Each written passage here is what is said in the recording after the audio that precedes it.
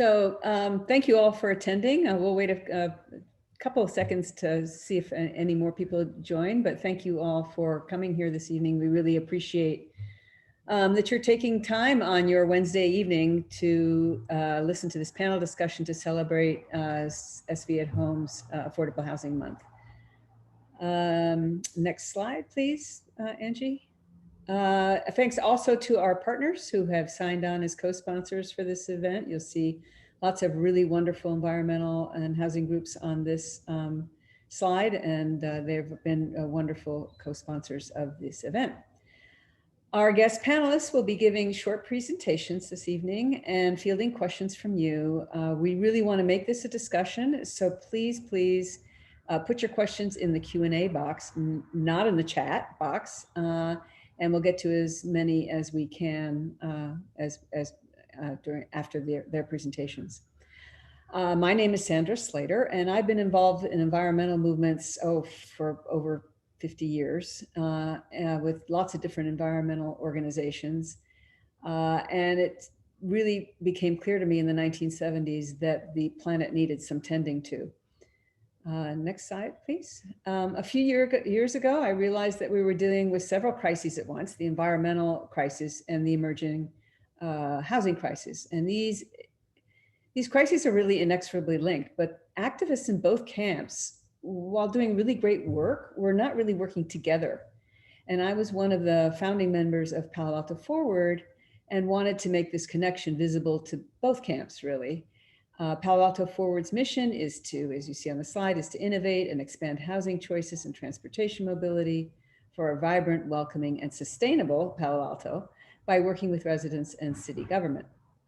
So living more densely is more sustainable for lots of different reasons. There's better access to services, landscaping doesn't use as much water, insulation, apartment living is better, and importantly, by providing housing close to jobs, we're forcing people to commute long hours to get their work. And this causes so many bad results. It not only increases GHGs, but also forces people to be away from their families and not really be productive at work. So it's really a lose-lose proposition. It also disproportionately affects lower income families, so it becomes a social justice issue as well. Several decades ago, we made great deals to preserve our greenbelt and green spaces so we could enjoy the natural world and for our recreation and for our sanity.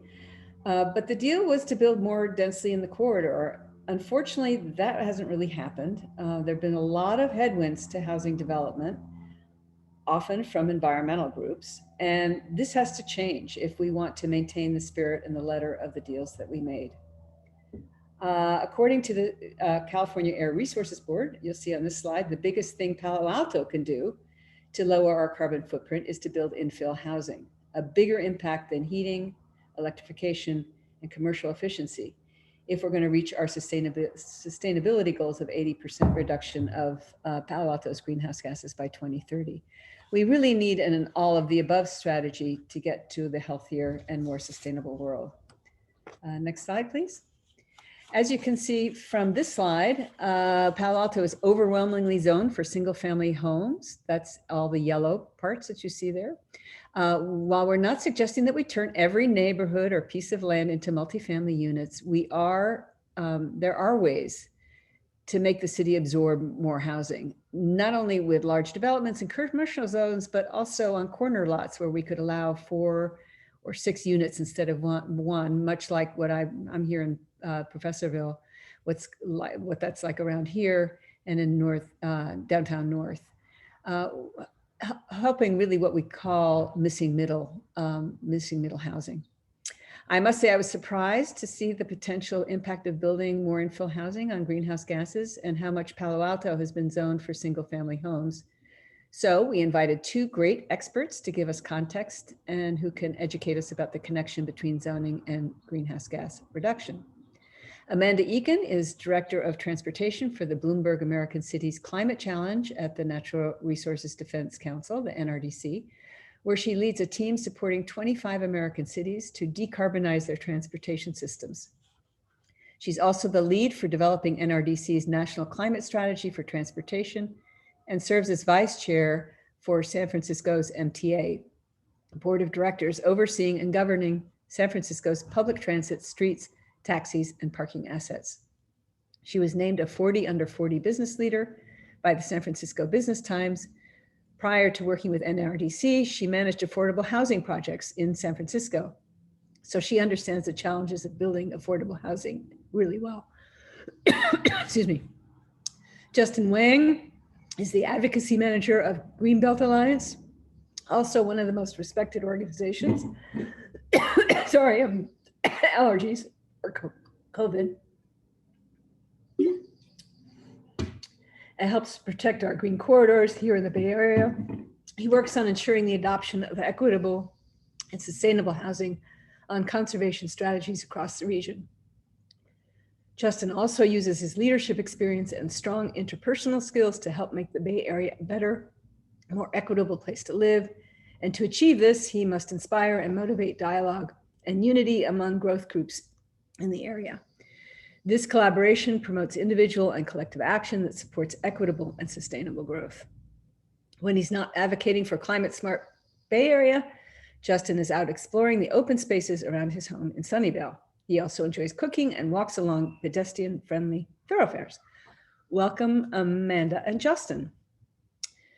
So Amanda, let's start with you. Can you tell us about housing as an environmental goal and how those pieces fit together? Yes, thank you so much, Sandra. And thank you to Palo Alto Forward for hosting this event on this vitally important topic. And also thanks to the 50 participants I see on the phone for joining us at the end of their day on Wednesday for a Zoom call. Really appreciate having you here. As Sandra mentioned, I lead a 25-city climate accelerator project from around the country. So when we talk about the topic of housing and environment, I just wanted to give you a little bit of a sense of sort of what's going on in some other cities around the country and places that are similar and some that are very different from Palo Alto, just to share how much housing is part of other cities' climate action plans. Let's go to the next slide, if you could, Angie. So just a word of context, the American Cities Climate Challenge was announced as a direct response to the Trump administration's decision to pull out of the Paris Climate Agreement. And you have a wonderful photo of mayors here. This is a climate summit in Chicago led by Mayor Emanuel. And this was a number of mayors and a number of cities just like Palo Alto who care a lot about the environment stepping up and signaling to the world that we are still in. Whatever the Trump administration says, we are still in, and we want the rest of the world to know American cities are acting on climate.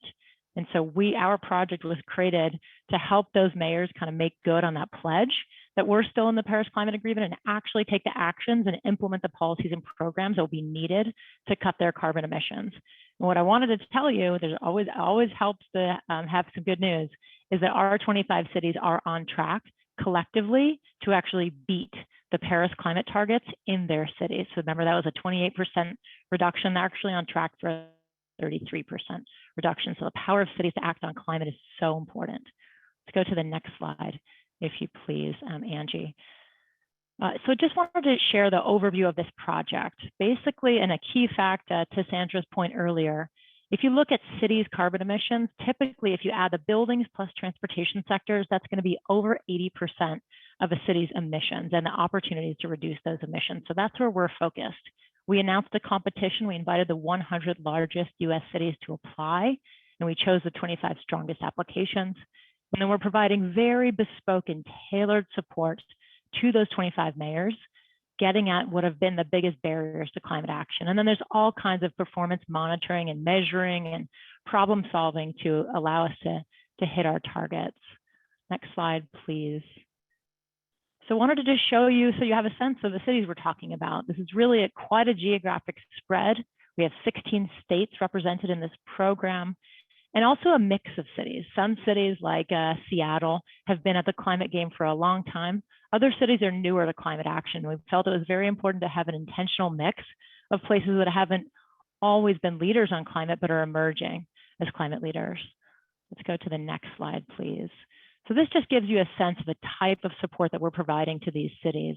We gave them dedicated capacity, technical assistance, engagement to have local organizations participate in the process, data, and spreading solutions through peer-to-peer networking. So I wanted to take you through in the next couple of slides, just a few examples of the ways in which these cities in this project are centering housing and land use as part of their ambitious climate portfolios that have allowed them to beat the Paris climate target when it comes to their city's carbon emissions. Next slide, please. So the city of Charlotte, North Carolina, this is a very sprawling city. It's 300 square miles. And they said, we don't want to be a sprawling city anymore. In fact, all the new growth, all of the new housing that's going to come to our city, we want to make sure people can walk sustainable modes of travel, get around, because there's such a strong connection between where we put housing and people can get around, and therefore what their transportation footprint is.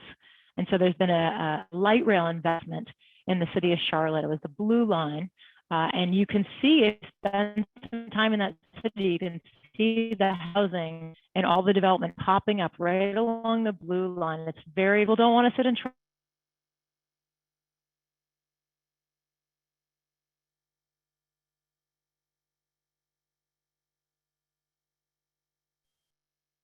Looks like I just got booted off for just a minute, but I'm back. Can you hear me okay, Angie? Yes, I can hear you now. I was trying to make sure that I didn't unmute myself before. Okay. Okay, great. So Charlotte, this is one of the fastest growing cities in the country, and they are committing to do housing in a way that reduces people's carbon footprint and helps the city achieve their ambitious sustainability goals. Next slide, please. Indianapolis is a city that's had a lot of success with its rapid transit lines. And one of the things we've been supporting them on through this project is to adopt a transit-oriented development ordinance to allow more and more people to live near these popular transit lines, and again, get around in a way that reduces their carbon footprint, reduces their reliance on vehicles, and therefore brings down the city of Indianapolis's carbon footprint as a whole and lets them meet their Paris Climate Agreement goals. Next slide, please. We also helped Cincinnati, Ohio, to pass a transit funding ballot measure. And this is something that was so thrilling because it was in the middle of a pandemic. It was in the middle of a shutdown, of shelter in place, where everyone was afraid of going outside or doing anything. And people still showed up at the polls and voted to pass a transit measure in the middle of an economic recession to tax themselves for more transit because they so much wanted sustainable transportation choices. So on the heels of this win, which we're very excited about, we are also working with the city of Cincinnati to create a transit-oriented development ordinance, again, to match that investment in transit with let's place new housing opportunities near that transit so more and more of our residents are able to use this way of getting around and cut their carbon footprints. And then finally, the last, next slide, if you could. San Antonio, Texas. Texas is not a place I think of as a hotbed of sustainability, but I'll tell you, working with San Antonio has changed my mind on this. Mayor Nierenberg, when we sat down with every one of these mayors who applied for the program, sat down and heard from Mayor Nierenberg about his vision. San Antonio is a city of 1.5 million people. It's going to grow by 1 million people in the next 20 years. So more than San Francisco is coming to San Antonio in the next 20 years. It's a massively growing area. And the mayor really wanted to invest in a transit system and have dense, walkable housing options near the transit system. Not what we all envisioned for Texas, but what Mayor Nierenberg wanted to drive forward. And we were able to help San Antonio, also in the middle of the pandemic, get 60+% approval from the public for this transit system expansion. And we're going to pair that with land use ordinances to allow more and more people to live near housing, live near transit. So just wanted to give those couple of examples because they come from, in my view, some unexpected places around the country that are really taking seriously the connection between transportation, climate, and housing and land use, and how we allow people to live more sustainable lives. Next slide, please. So just a few more slides here. One, again, just wanted to set the context that in the US as a whole, transportation is our largest source of greenhouse gas emissions. And in fact, the US transportation sector alone has a larger carbon footprint than most nations on Earth. I think that's except for China, Russia, and India. Our transportation footprint alone is more than the entire economies of most nations on the planet. That's how polluting it is. That's what a huge opportunity we have to reduce that. And of course, we all heard on Earth Day, President Biden say he wants to cut the U.S. transportation or U.S. carbon footprint by 50% by 2030. That's in 9 years. So we have a lot of work to do. To go to the next slide, you also see for California, even in California, it's an even bigger share of our carbon emissions coming from transportation. And the California Air Resources Board has done a lot of work looking at all the different sectors that have to do their part. NRDC was a big part of Senate Bill 375 a number of years ago, looking at land use and cities. So how can cities come together with counties and regional planning organizations to accommodate future growth in a way that doesn't increase the need for driving and in fact allows us to reduce the total amount of vehicle miles traveled in our state by promoting walking and biking and transit choices that are more sustainable. And I know Palo Alto has an amazing starting point when it comes to safe walking and biking. It's a really lovely place to get around on a bike. Next slide, please. Finally, this is my last slide. I just wanted to say all of us through this pandemic have also been living through what feels like in my lifetime an unprecedented sort of national reckoning on racial justice and racial equity. And it feels like more and more organizations are sort of asking themselves the question, what role did we play in getting to the status quo, and how can we actively work to become anti-racist and to address this very, very unacceptable status quo we find ourselves living through? I just wanted to draw the connection, of course, with housing policy that we have as we look to this national reckoning on racial justice. We have to reckon with the legacy of the urban planning profession, which is a very unfortunate legacy, which is a very racist legacy when it comes to policies like redlining, which systemically denied certain people, largely communities of color, the opportunity to build wealth and to sort of buy into that American dream. And so when we think about Palo Alto and housing and land use policies going forward, this is something that we need to own. We need to reckon with this legacy. We need to work actively to reverse this racist and inequitable legacy in land use policy. So I hope we can get into the conversation. I really appreciate being with you here. And I'll pass it back to you, Angie and Sandra. Great. Thank you so much, Angie. Sorry, Amanda. Also for holding the torch with those cities during the Trump administration when we really needed good advocacy and keeping that energy in the system. That was great, seeing sort of a positive vision of what Cincinnati and San Antonio did. That was great. We need those kinds of visions to pull us forward into the future. Justin, you're up next.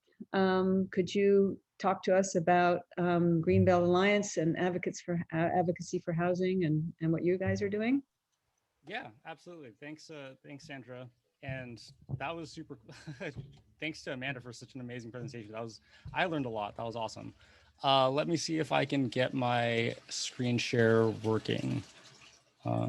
Just gonna do that. So can everyone see my screen? Looks great. Awesome. Big thumbs up. All right. Hi, everyone. So my name is Justin Wang, and I'm the Advocacy Manager at Greenbelt Alliance. So for those of you who are not familiar with us, Greenbelt Alliance is an environmental nonprofit that works across the Bay Area to educate, advocate, and collaborate to ensure the Bay Area's lands and communities are resilient to a changing climate. We envision a Bay Area full of thriving places to live, work, and play, occupied by communities that are safe during climate disasters and recover quickly from wildfire, flood, or drought. So, of course, critical to building our climate resilience are our precious open spaces that are often at risk of improper development. And a prime example of this precious open space is Coyote Valley, which I think many of us are familiar with. But just as a quick overview, the valley floor of Coyote Valley comprises roughly 7,400 acres of wetlands, hills, oak groves, and active farmlands. So, and as you can see, it is also I guess you can't see my mouse, but all those orange arrows, it's a critical wildlife corridor. It's the only connection between the Santa Cruz Mountains and the Diablo Range. So already just right there's a ton of reasons why this is such a precious area for our region. But through the lens of climate resilience, it is even more crucial, shockingly. As I'm sure we've all seen in the headlines, about 98% of California is currently experiencing drought conditions.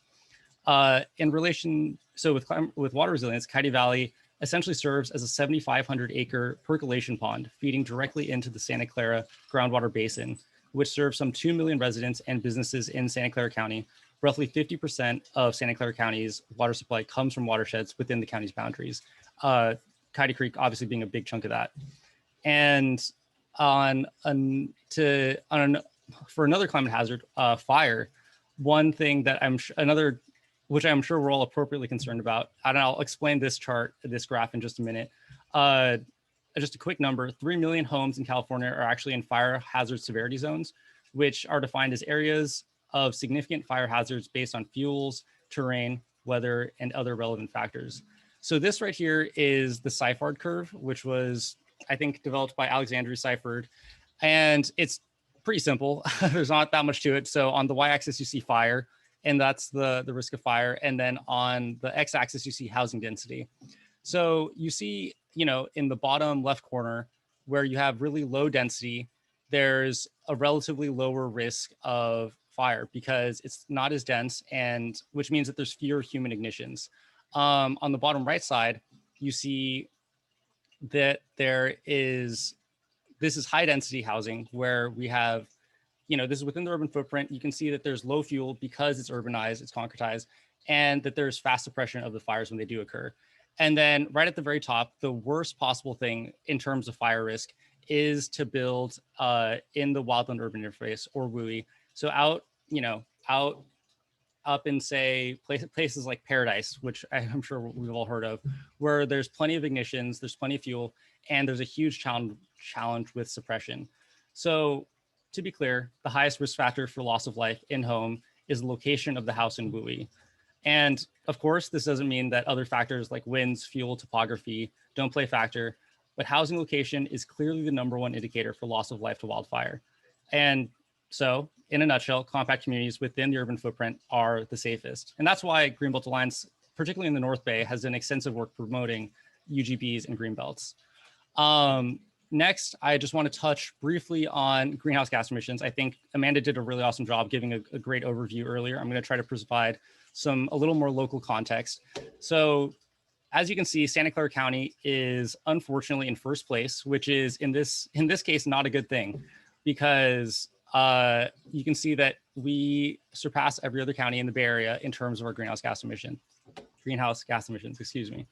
And another statistic that I think is really compelling is that a 2019 study found that just between North San Joaquin County and the Bay Area, there was an average of 80,000 daily commutes, each with an average length of 120 miles, and 75% of those vehicles being single occupancy, or just one person in the car. So this is, if you do the math, that's just about 9.6 million vehicle miles traveled every day being generated from these super commutes, just between North San Joaquin County and the Bay Area, not counting, other nearby counties. It's a staggering number if you think about it.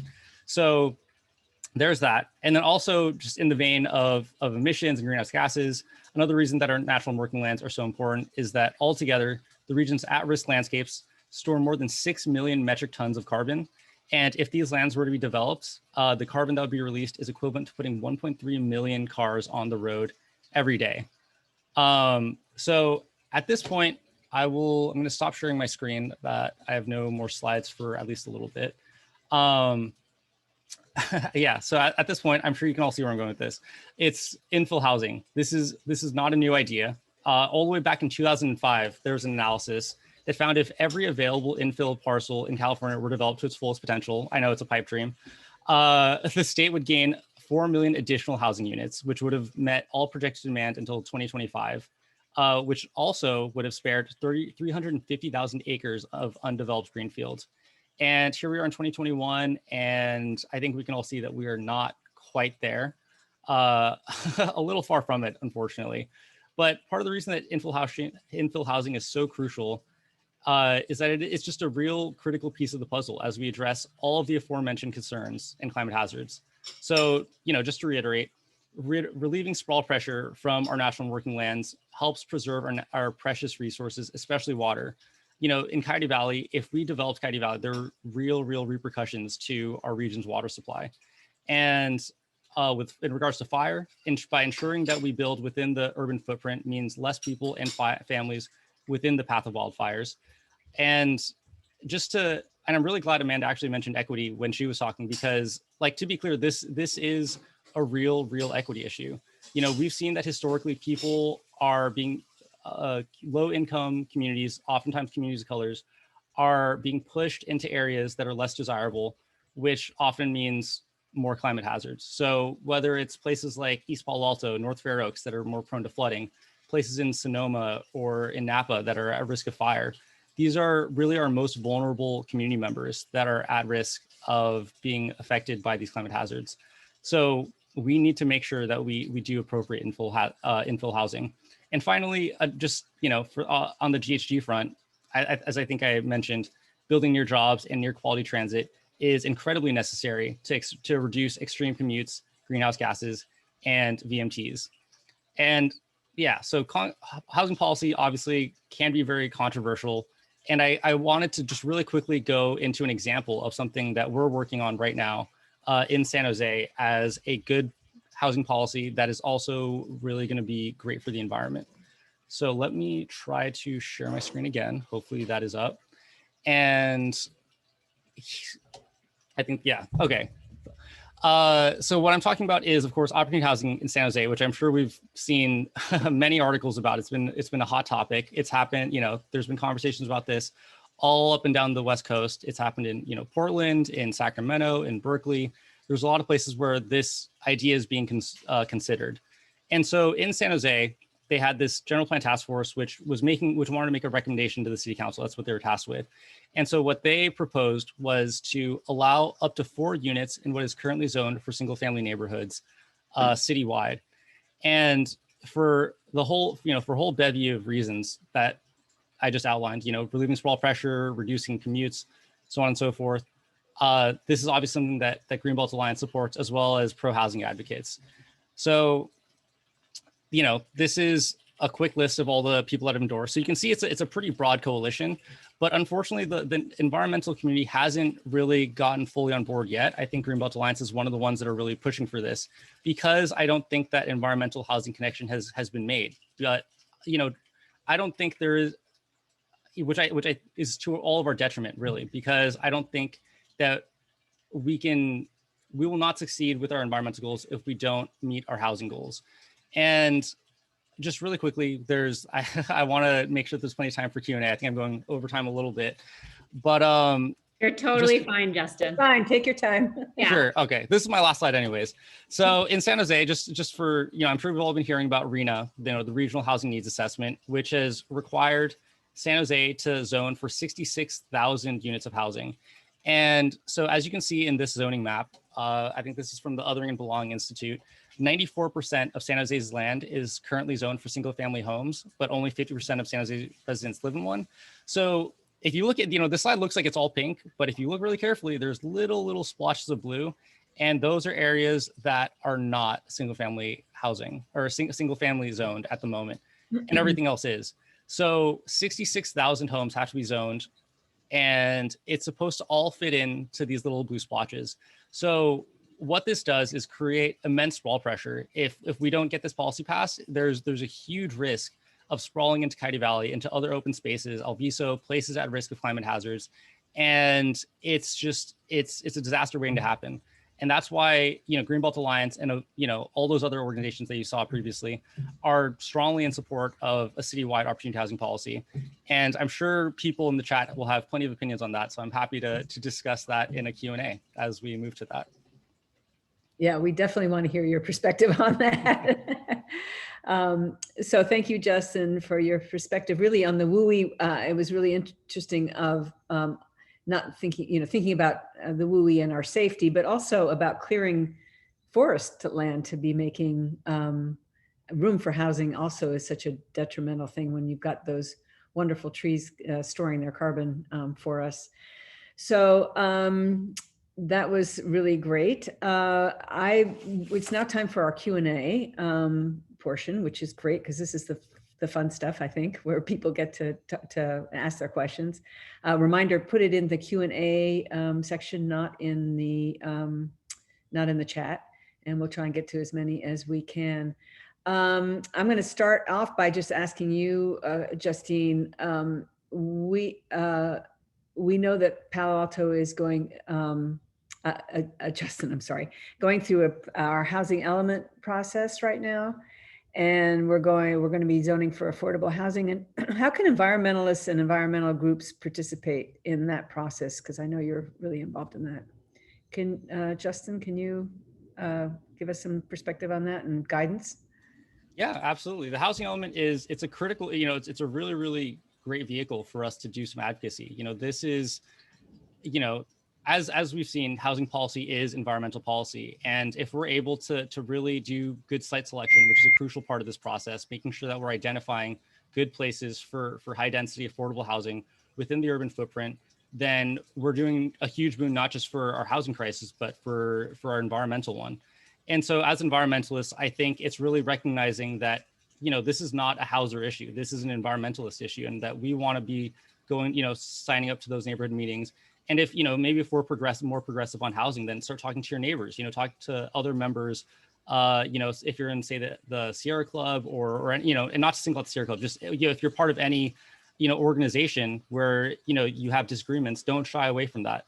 Have these conversations, have these hard conversations, because I don't think we have them enough. And the housing element is just, it's a really great excuse to talk to your friends. Although my friends might be a little more nerdy. So maybe I'm a little skewed here. Yeah. I don't know how many people like talking about the housing element for fun. Well, I think just making that connection for your friends and your colleagues about, what we've been talking about today is really, really important. But specifically on the housing element, what can environmentalists do to sort of bring that's more into the fore?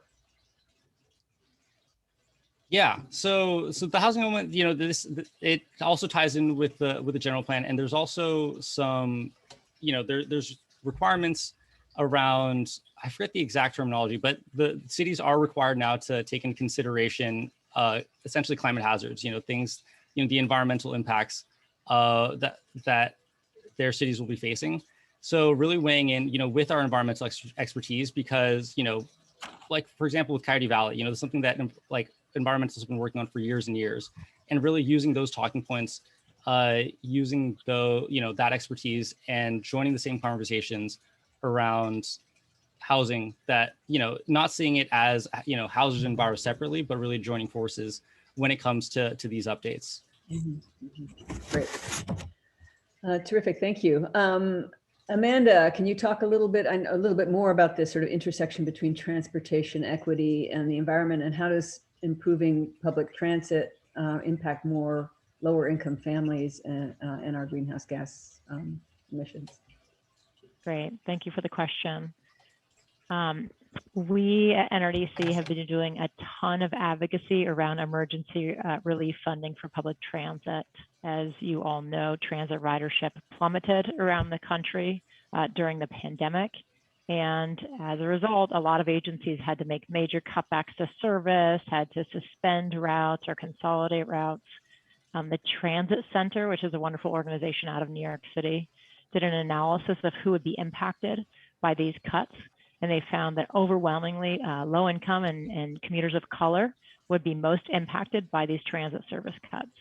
And so we were so happy when, through successive relief bills over the last, I would say, 6 months, federal government has come through with $69 billion to save transit agencies around the nation and really shore them up. And as you mentioned, Sandra, in the intro, I sit as the vice chair of the San Francisco MTA board here in the city. And we were facing potentially laying off 20% of our staff. It was ugly. We, as our director likes to say, thank you, Nancy Pelosi. Federal government really, really came through on transit, and the equity impacts and the environmental impacts of that massive investment are just so wonderful to see. I will also say, going forward, we have some really terrific opportunities. The Biden infrastructure plan that came out, the $2 trillion infrastructure plan, includes $20 billion for biking and walking, and just tens and tens of billions for transit. And one program I particularly want to flag, because it goes to the racist legacy of the transportation industry. There's $20 billion proposed in that plan to tear down freeways that have traditionally been plowed through communities of color, disconnecting, displacing communities of color all across the country to literally tear down those freeways and reconnect those communities. And that's just sort of like makes you want to cry. It's like, that's such great policy. So it's really exciting to see that. That is great. What do you think how do you think COVID is going to be impacting long term? I mean, I know it's sort of a blip right now, but my sense is that a lot of people are getting back in their cars because they don't want to be in a congregate setting and public transit. Yeah, you know, the impacts of COVID on the transportation system have been so fascinating. I don't know if you followed the sort of slow streets movement that's been going on around the country, but during the pandemic, many cities said, because you would find yourself, if you're trying to maintain 6 feet of distance, you'd find yourself having a hard time on a sidewalk, sort of negotiating around people. You saw people walking out into the street. And so a lot of cities said, we need to make safer, more space for people to safely walk and bike. So in San Francisco, we put up, I think, close to 30 miles of slow streets to allow people to have that safe space for walking and biking. And what do you know? It's very popular. People love the slow streets. We've done survey after survey. It's sort of one of the most popular things we've ever done. And one of my colleagues on the board, director, Steve Heminger, was reflecting that COVID has almost invited people to see their streets in a new way, where before they were for moving cars, and now people are seeing them as a gathering space, as sort of an extension of the public realm, and a place where you can have your kid go for a bike ride, maybe by themselves, because it feels so safe.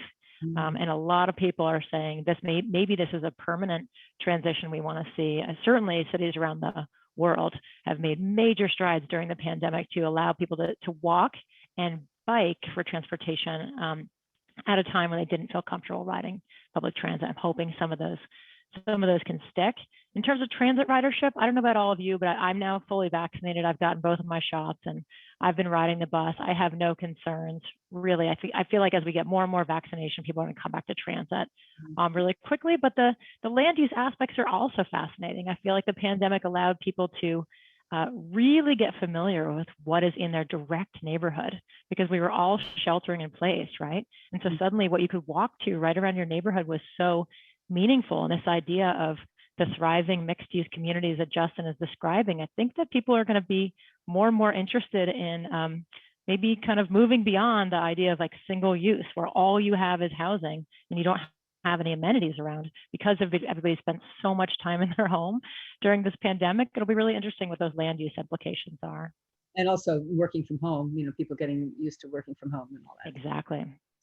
So maybe out of crisis, some opportunities do arise. So I think that's great. Okay, I'm going to go through some of the questions here. How much would 100% EV adoption reduce the infill GHG component listed in the slides that I presented? And what other emissions are reduced besides from transportation with infill projects? You want to take a shot at that one, Justin, or would you like to speak to that one? I think it'd be a wild guess coming from me, so I'll leave it to you. Okay. What I'll say, and I think David Cole is a familiar. That's who asked that question. I think David Cole is a familiar face and voice to me. I think we rode the climate ride together a couple of years ago, raising money for organizations fighting climate change. This is what I'll say. Yes, we need to go as fast as we can to accelerate EV adoption. Absolutely, that's right. And the California Air Resources Board found that even if we do everything that we pull as hard as we can on that EV lever, we still need to accelerate infill housing, and we need to create transportation choices that allow people to get around in ways other than driving.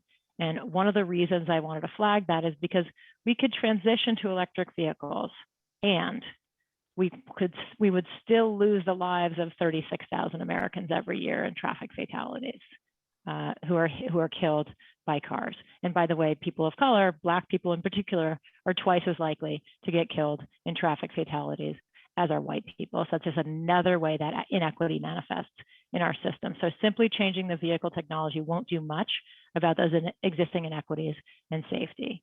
All of the challenges Justin described about sprawl are not addressed when you turn over the vehicle technology. So we need to work on infill and transportation choices for so many reasons beyond carbon, that health and safety, that what we really have to pursue all of those strategies at the same time.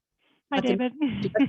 Not to mention congestion, right? So you know, That's another one. you're going to That's have right. lots of EVs sitting in traffic. So, and next one comes from Gail Price. Have you considered a climate challenge focusing on smaller cities up to 75 or 80,000, likely including many mid-urban and suburban communities? It might help promote transit use. Yeah, definitely.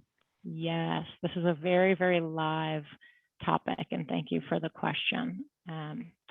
We've been doing a lot of examination of the cities that have received sort of the most investment from the philanthropic community in their climate efforts. And no surprise, it's some of the same cities you saw on our map, cities like Los Angeles, cities like Seattle, lots and lots of NGOs working to support those cities. The smaller cities haven't received as much investment. And so thinking about a sort of a national equity issue, we have been asking ourselves and thinking very seriously about whether any future phase of this project would consider smaller or mid-sized cities in addition to the largest cities. Thank you for that observation. If I could actually interject just really quickly, and San Jose is obviously not a smaller city, but it's also one of the cities that received funding from the American Cities Climate Challenge. And that's actually something that I've been working on with the city of San Jose as they modernize their parking requirements. You know, parking policy is, I think, something that's often overlooked as both a land use tool and just as a policy that we need to be examining.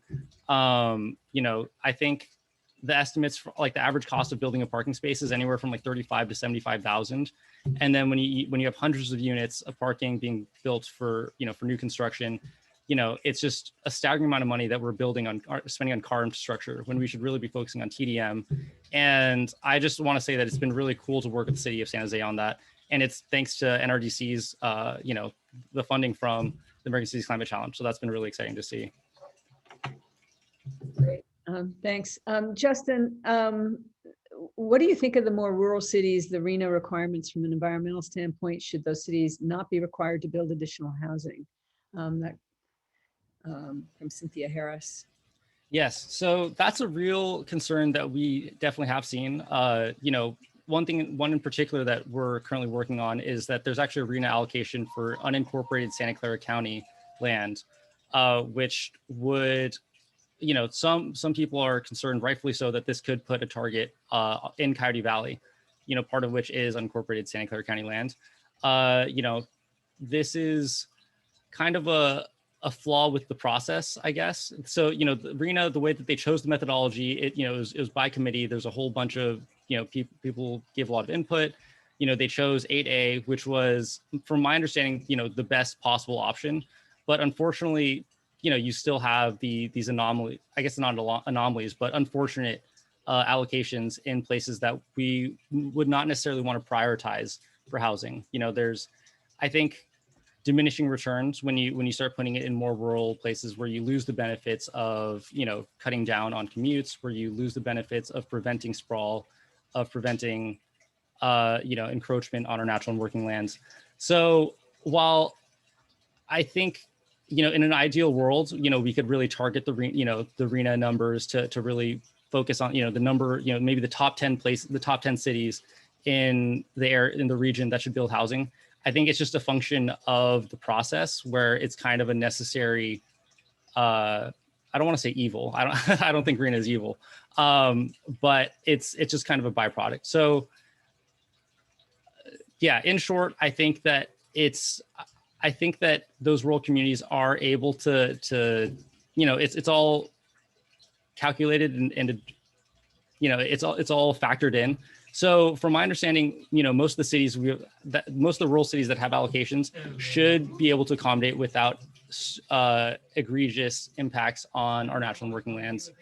But yeah, you know, there's always a greener pasture. There's always something better we can do.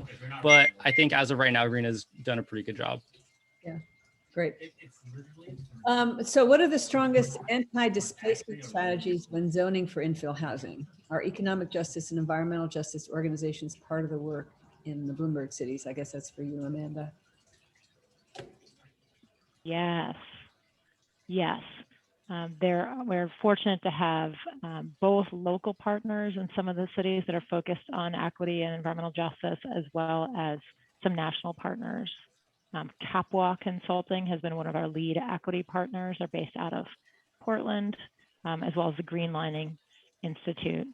helping to advise on equity. There are also economic inclusion partners focused on job creation. Some, and Justin can probably speak more to this as well, some of the anti-displacement policies that I know our affordable housing colleagues in California have been pushing for are sort of a mandatory percentage, like an inclusionary zoning ordinance, a mandatory percentage of all new housing that would have to be affordable, especially to those at the very lowest income level, whether that's 10% or 20% of all those units, mandatory relocation assistance programs for anyone that might be displaced by the creation of a new development, and also sort of a right of a first refusal, a right of return rather. If anyone is displaced to build a new development, then you would have the first chance, the first bid at moving back into those units once the new housing is created. There's also a parking aspect, I would say, to reinforce what Justin said earlier. There's been a lot of sort of debate and joking about sort of transit-oriented development versus transit-adjacent development, where if you include 3 or 4 parking spaces with your lovely new development that's right next to a transit station, make it very easy for people to live in that development and take up that land right near transit, which a lot of people want to live right near transit. It's very, very desirable, but then actually not use the transit because there's so much parking there. So there's a really important nexus between parking policy and anti-displacement and who ends up living in the new units. So a little fine tuning on that. Pam asks, how is equity defined and how is it measured? When you're... Great question. I'll say one, there are many, many different potential equity metrics you could look at. One metric that the Bay Area Metropolitan Planning Organization looks at is the percent of household income that is spent on transportation. So for the average US household, it's almost 20% of your household income that is taken up by transportation. And unlike housing or unlike investing in a college education, owning a car is a really terrible investment. Actually, we all know sort of the mantra, like you lose 50% of value the minute you drive off the lot. And so there's a specific goal by the regional agency in the Bay Area to alleviate that percentage or reduce that percentage of household income that's spent on transportation, particularly for the lowest income households. So that's just one metric. Of course, air quality and safety metrics, access to jobs metrics would all be different angles in on the equity question. I don't know if you want to add to that, Justin, at all. No, but I mean, you covered a lot of it, and I'll just add on on a local note. There's also the issue of historical tribal land in Coyote Valley. There's the Amamusin, which is a local tribal band, and one of their most sacred sites, Yearstock, is at risk of being turned into a gravel quarry, which is probably one of the least respectful things you could do to a piece of land, in my opinion. And so, equity, talking about equity of outcome is just really recognizing that different communities, different people have been treated. There's a lot of real historical injustices that have happened, which have infringed upon people's ability to create generational wealth, to have equal access to land and rights to land. And so that, in the modern day, when we see that these injustices are happening, that it's our duty to kind of stand up and try to do something about, these previous inequities, even if, maybe I didn't directly cause it, but I think we all just, as humans, see the need to work and support one another in in these terrible things that are happening. Yeah. I think one thing Esther brings up here is we taking our housing advocates taking into account studies on sea level rise. Nobody's mentioned that today, but we are on the Bay and we are going to be affected by that pretty dramatically. So would either of you like to talk about that? Yeah, I'll jump in. I'll take a quick stab at it. So, just as another example, so where I live, Sunnyvale, there's this area, Moffett Park. I don't know if people are familiar with it, but it just this very, very low density commercial business, area that, I think estimates have it around like $2 billion worth of investment, of infrastructure there. And now there's this huge Moffett Park specific plan where there's a lot, Google is looking at it, J. Paul, Lockheed. There's a lot of really big landowners that are looking to invest billions more as in the coming years.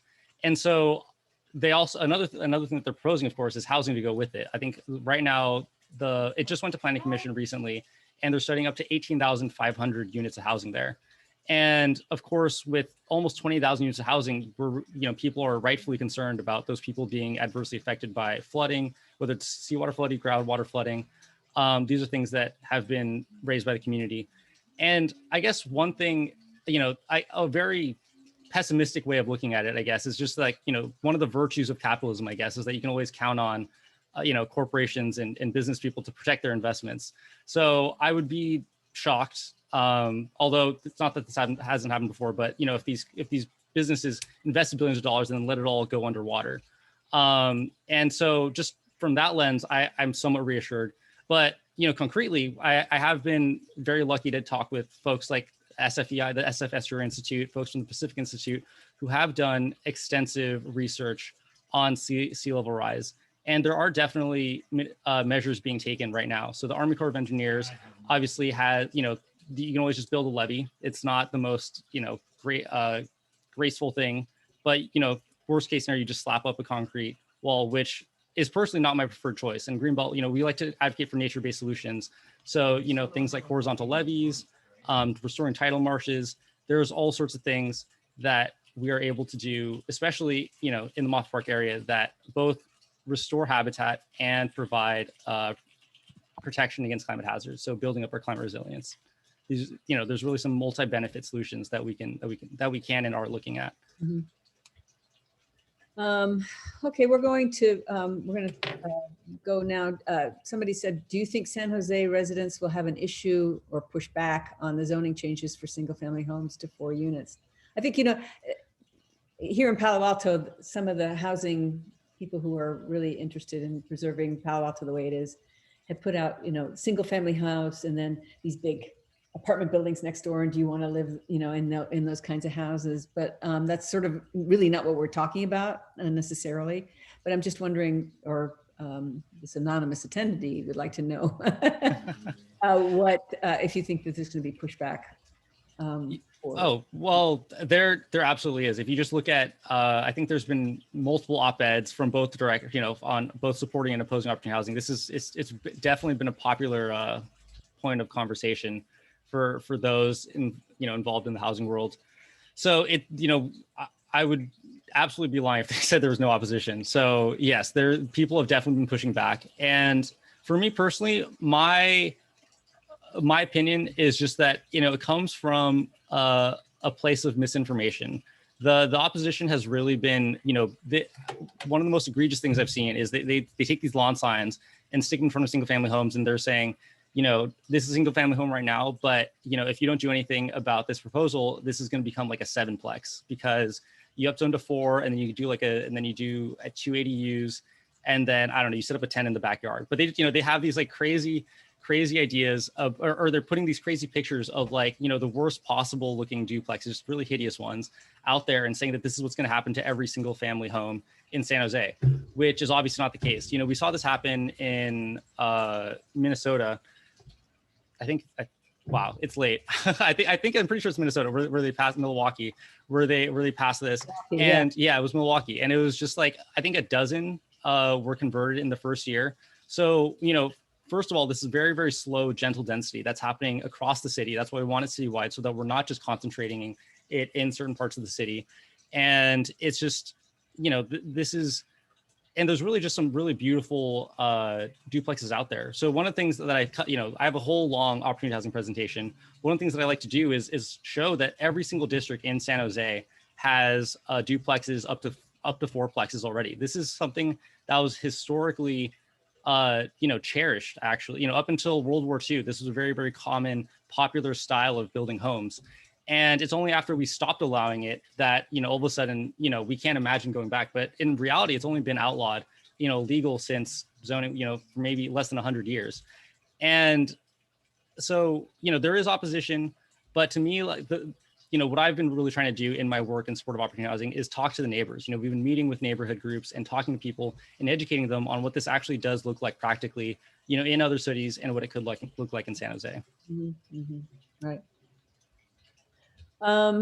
Okay, next one. During the racial solidarity movements this past year, we heard calls to reconsider the role of police. Are there opportunities to think about housing and transportation equity as ways to address issues that otherwise lead to involvement in law enforcement. That's a little bit different tweak on this. I will chime in on this one a little more from the SFMTA perspective. As you probably know, if you've ridden a bus in San Francisco, occasionally you might have kind of enforcement officers stepping on board to check whether you've paid for your trip. And sometimes if people don't have the ability to pay, then they kind of get into a cycle where they're hit with a fine and they're unable to pay that. And so we've just been doing some examination of the ways in which we can shift as opposed to an enforcement model to sort of a community ambassador model, and this is a program we're really, really happy and really proud of, engaging members of different communities around the city to be sort of ambassadors and shift to a model of helping people understand, you know, if you haven't paid your fare, here's a way you can purchase a monthly pass. And so it's sort of less punitive and more educational, and it's more empathetic. And, you know, we're not all the way there. And then, you know, some of these are ideas that have not yet been implemented, but I'm glad we're thinking about sort of just the legacy of enforcement and policing, and is there a more sort of empathetic, human-centered way that we could help to achieve the goals of just enforcing that people have paid their fares. So that's just one example I find a little bit hopeful. Not sure if you have anything to add, Justin. No, I think you covered it. Okay, good. Lawrence asks, what are your thoughts on leaning on the electric grid charging and EV industries to get vehicle to grid bidirectional charging to act as storage to replace fossil fuels on the grid? Who wants to take that one? Amanda, you want to take that, or? Very, very exciting. This is like a conversation. My husband is a green architect, and so this is something that we talk about all the time. It's a very nerdy topic. He's been working with Sonoma Clean Power, an organization in Sonoma County, really, really interested in this sort of idea, this vehicle to grid integration and all the complex issues associated with a mass move to electricity as a source of power for our vehicles, which is exactly where we need to go. And of course, our ability to migrate to a clean power system all depends on our ability to really manage that grid in a way that allows us to shift more and more of our load onto wind and solar, which of course, you know, have certain times of the day that we have more and less of those sources available. So I think it's a really interesting and exciting area that we need to explore more. And another synergy between sort of getting at David's question, as we move more and more vehicles onto electric power, that does increase demand. And so our ability to meet that power need with clean power also depends upon how much people are driving. And so we want to both encourage people to walk and bike and take transit, and the infill housing allows people to meet more of their needs through walking rather than driving. That actually has a synergistic effect with allowing us to fuel more and more of those miles traveled with clean power. So that's just another complicated way of saying we really need to do all these things at the same time. Yeah, you know, another issue that's sort of brought up is this tension between wanting to build more affordable housing, multifamily homes, having grid EV ready, and being able to put in the infrastructure for that, but that also increases the cost of that affordable housing unit maybe by $10,000. And how do you balance those things out, I think is a really interesting topic. Do either of you want to comment on that? Have an opinion on that? Well, I will say EV readiness, those EV readiness ordinances that you're talking about, Sandra, many of our cities around the country have been adopting EV readiness. It started in Atlanta, and then St. Louis just adopted 3 separate EV readiness, and kind of in the multifamily and commercial sectors, and on and on.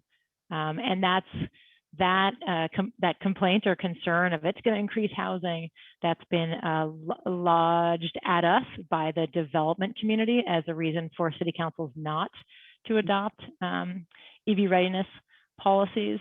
And we find that to be a little bit of a hollow argument. One thing is if you couple the EV readiness with energy efficiency ordinances or upgrades, then you can create opportunities for people to save money on their energy bills that can offset some of that. We also know that if you can drive an EV, your gas costs, your mobility costs go down quite significantly. And then also to Justin's point about parking, the cost of adding a parking space to a unit can be up to $75,000. So if we sort of right size the amount of parking we're providing, that's also an opportunity to have cost savings in housing that can offset that EV readiness piece. Great. Okay, so we're going to wrap up a little in just a couple of minutes. Let's see, Bill asks, do you think there might be more traction and buy-in to be gained by focusing initial affordable housing efforts to transform unused or underutilized lots and rundown commercial buildings? Of course, my answer would be, of course, we need, all of the above. But would you like to comment on that? So, yeah, I mean, absolutely. I mean, that seems like, if there was ever a good place to propose some housing, I think, what you're describing would be it. There's a lot of developers in the Bay Area, and a lot of them doing, whether they're not, nonprofits building affordable or just, for-profit developers, either way, we need the housing. I would say a lot of those, kind of the low-hanging fruit has been picked for the most part, as far as I can tell. Like there aren't too many slam dunks left, I think. So, when that does happen, I definitely do see for the most part, I think the community does come together and support good projects.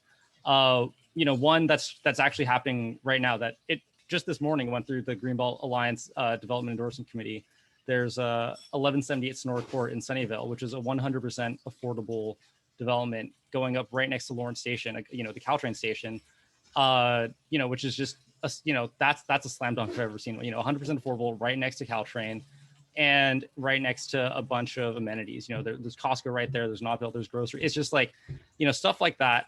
I was involved in 2 endorsement processes, and, the community loved it. So I think when it does happen, we definitely do see people stepping up and supporting it. Yeah, I think, here in Palo Alto, there's talk, well, Stanford Shopping Center, that would be a great place for housing. It's like, yeah, but they get more revenue. Stanford Shopping Center is not going to want to give up their Stanford for even though it's right next to transit. All right, well, thanks to you all. There's obviously a great hunger for more information on housing and environmental, how we can be working with environmental advocates to work together to make our state more sustainable and lovely and healthy and socially equitable. Thanks also to our partners again, and to you, Amanda and Justin, for a willingness to come on. Please sign up with any of the organizations represented this evening to see what's happened, to keep up to date on what's happening in housing and environmental issues here in Palo Alto. And we would love to present to any of the environmental groups to talk to them about this issue. So Palo Alto Forward, Greenbelt, and 350 Silicon Valley Palo Alto team would love to present. So if you want, please do in the chat. I think we're putting this also in the chat, so you can take this form. In there now, yeah. Yeah, okay, great, thank you, Angie. So we want to see environmental groups incorporate land use in their policies. We're happy to do that. So sign up, please sign up. And last, we're going to just leave with David Meyer from SV at Home, wants to make a brief announcement on Affordable Housing Month. David? Thanks, Sandra. Just want to say thank you to Palo Alto Forward, Greenbelt, and NRDC. This is a fantastic event. I really learned a lot. I just want to do a quick plug for Affordable Housing Month. This event is part of Affordable Housing Month, which is taking place all throughout the month of May. There are events and activities that are addressing all aspects of housing issues across the South Bay. I'm going to post a link in the chat to the calendar. So if you like this event and are looking for more, you can check these out and sign up today. One thing I will plug is tomorrow we have an event with Richard Rothstein, who is the author of Color of Law. Amanda mentioned redlining in her presentation. If you're interested in learning more about the historic policies that have led to racial segregation in our communities and talk a little bit about what maybe can be done about it. Tomorrow at 12 p.m. event for you. So thank you. I hope everyone can attend some more events, and really looking forward to working to build more collaboration between housing groups and environmental groups. So I think we've got a lot of great work to do. So thanks. And thank you, David, for all the fine work you're doing at SV at Home. So onward, folks. Thanks for coming, and we'll follow up, and hope some of us will be able to give some presentations. So thank you again, Justin and Amanda. Thank you, Angie, for organizing all this for us. Take care. Bye-bye.